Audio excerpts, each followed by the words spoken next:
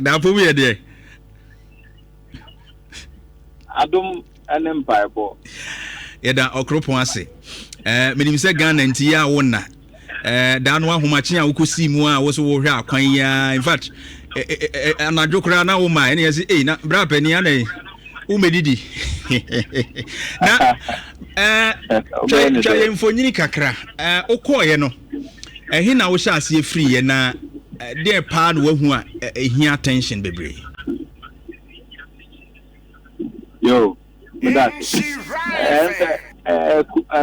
asante mantem ha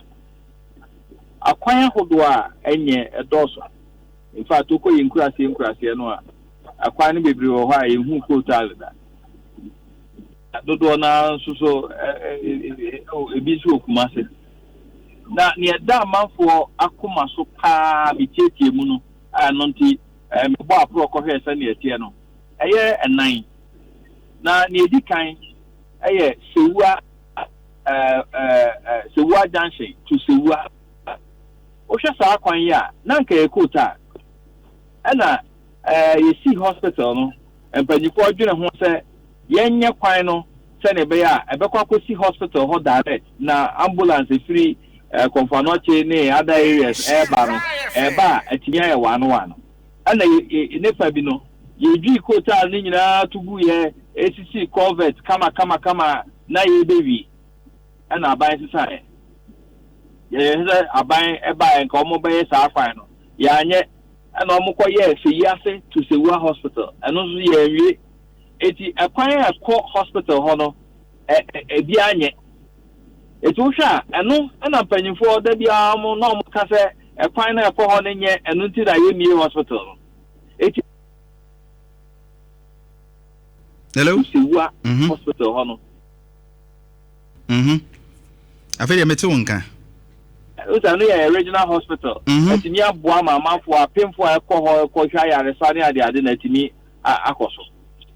ekwan ya toso mienu aye Bekwai runabout. Ede ko pim Santase runabout. So we Santase ede ko Bofodu. Ede ko pim Anyan Kwanta ekobo oboase kwanu mu a. Eye dual carriage a say afani afa akwa mienu da ha akwa mienu da ha. E free Santase runabout ekwa na kodru kokobia na aye single lane. Kumasi ye problem kese ba ko pa no dual carriage and say ekwan ya mienu bia no ekwan na akobo baakum na ya ketwa na traffic achi enu na abandada no esi ase se omo ye bibi na ya ye no dual carriage if you be kwa roundabout e dey akopem Santase roundabout di na say dual carriage sa de ko o sha e free third road so ne e free Bofodu sa ede ko Anyan Kwanta eno so abandada no omudui eye enwuma ewo ho a na nke pese ede dual carriage no ekwa kopim oboase kwan no Anyan Kwanta na nke ede ko boase eno so aka ya jujujuju enchenchen afele be dia o se ede abogu ede agu omo eka omo dan ya jufa ya ye ni nyina ato ho ese mfuturo ene eku amanfo okwan no so eti da kwan enyensen edamanfo koma so pa na etwato ana toso 9 eye Swami interchange any dual carriage road o here Swami interchange abandada na ekọ elections no no mu fi ase yebewie yebewie na yeguswa na aban asesa sese ho no omukuso omo ye adwuma de eti edamanfo akoma so sesa adwuma no sani ekono aye slow ebetimi akona nima chance ne eye danka yetimi awie interchange no Swami runabout ho na sa dual carriage de kopem Marku anomanye important ho no so etimi akwa aka no so bet traffic na e what area ho ni nyina so kwa abrepo junction e de to aso akọ ni nyina ma e ho no enso so aye kama na medi twato ye N6 free Amraga junction new road and also a dual carriage e ko mienu afa kwa na koduru Georgia pe na ayeketwa akopem single lane na she traffic ho na meka e de abo regional minister ne mayor abaso makape na meka ka biem se oma ya de se omo atimi secure funds na ohwe Georgia hotel important ho na amana no mu ho no omo afiase etu a ye de abo guso a adwuma koso gidigidi se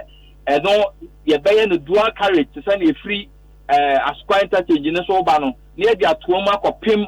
100 roundabout and 700 meters. A buying government of Ghana Edin Sika eye. Nina say Japan for am I alone be almost 3.2 kilometers from 100 roundabout. They call Akosi Santasa roundabout. Yeah. Dual carriage. Eti yeah we no the Akosi 100 roundabout. Now almost the almost the other Kopim Santasa and that's a free Araga dancing N6 there dual carriage, you know, a bekosa kosi Santasa roundabout. A better traffic be so ama kumasa so etibia fa na ntoma prefra. Eti eno ni nyema e da manfo kuma so kwanya hodo a e wo kumase ankasa ate se amanfo de to mani nte e ya bia e da makuba so mo hwesa aban e be ye moa na yetini awie ni nyina. Right. Na ohwe asen ahodo no a enam so no so a minim de omo adrawafo na omo twetwe nkomo no, what has been the major concerns pa at the moment in terms of omo hyen no ankasa mudie no? In fact, sir, omo ame no omo twetwe nkomo be kwa run about kwa no so ho omo se kwan na ho no nye na mfuturo o fa so da bia obeba na gise okọ na okotutu obo joint ni ade na otototo ni e ma se o ka ase enti dodo na mfa sa akwan ne so anka ho no eti traffic na free kejeti ara omo nyina fa ho a eti nia traffic ene na ne nam empotamo no nyina so Santase de no melkom anim ho de ko Santase na ba eti so but dodo na dimi fa ho because of kwan na enye no nti omo kofifa for other areas na ma traffic akoche e baby afi efi bofodu ede ba no omo ekobo ase no be ka kire o omo nyina ase kwan no atutu ha ne ha na omo ka se sa ban no kra no dwen so otimi nye ntesi akọ omo jama dada no kra wo ho akọ omo fa so sa sese no ya tutu tu hu nyina ma aya mna mi ama fa so pen se wo nante anajo na wa hwe yi okọbọ potholes na deda nchenche no ho a that's amna mu na wokọ eti ade bi a omo nyina ka se ha adwen pa se wa driver for no omo twetwe nkomo na timamfu ho omo se futuro na eku o manhwa zo hwa efiri se wa junction ho kakra no ade kopin se wa no efuturo eku o manfo ho nya asem ketwa eti wei asem hia pa ma omo atete ho ne se aban etimi ebo omode de ekato kaso na se wa de kopin se wa junction de kopin se wa omo timi yi firu ha akaba boa ma 1 hospital no be bientem 2 almost atete ho ni ade no futuro ni ade na betimi akofoma mo. Right. Senior na emanfo so ebisa se say senior TSC akwantempo so no munimo for galamsey hu nsem motivation no etesen de ntina mo abawura akwan ho de mu me pato galamsey no yenya ye okay yeguso pa wa wote ye page wa obehu se galamsey no minya one day brother bia bibi da ho right ye koso afana nyina ye de to ho da bia ye de bi so to manjo online am say TV so de na amanfo hwese agebe hu ni TV so te sani aka ne na me ye no eno so ba